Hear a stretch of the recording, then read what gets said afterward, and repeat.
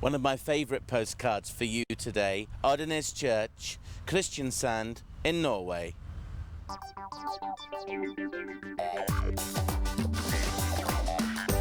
Stephen, what are you doing in this church? Sort of the back of beyond, really, isn't it?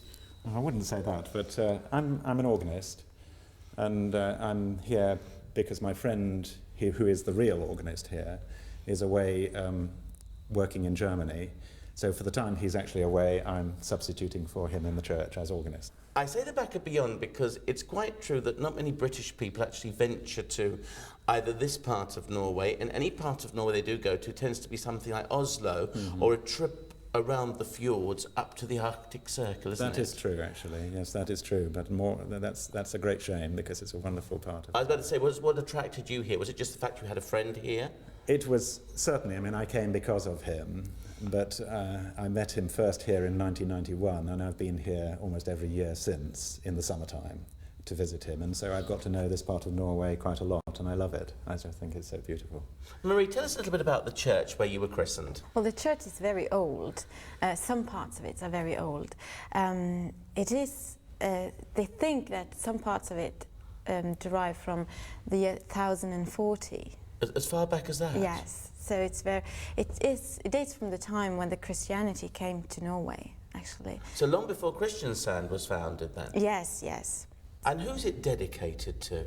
Who is the saint? The Saint Olav is the king at the time, and he was the one that brought Christianity to Norway. And hence he then became a saint? Yes. Had you heard of St Olaf before you came here? Well, actually I had, because this friend of mine was a pupil of mine at a school in England, in Orpington, called St Olaf's School.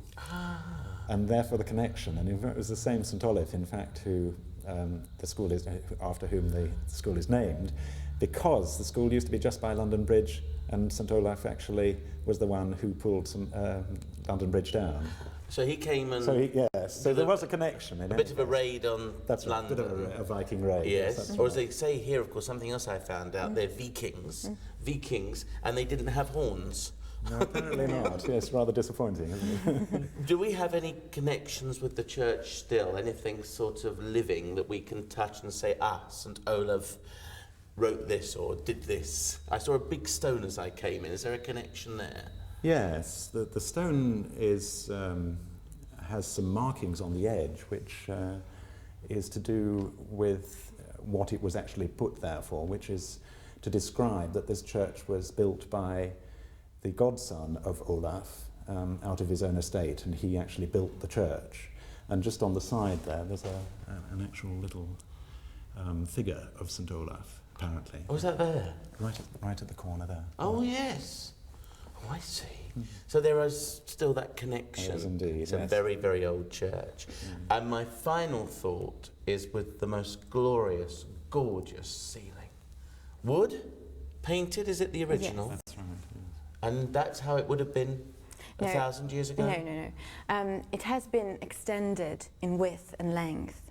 So then they built a new, I think it was by the end of the 1700s, and they built a new ceiling and they painted it. But it's an unknown artist. We don't know who painted it. It's still beautiful, isn't it?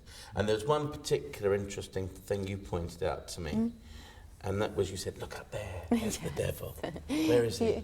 Yes, if you look up on the arch on the outside there, Yes. you can see the head of the devil. And And you said he's looking over us, but it's luckily looking enough, no. in the middle of the ceiling, higher than the devil, looking over us all, is Christ, It's God. God. Yes.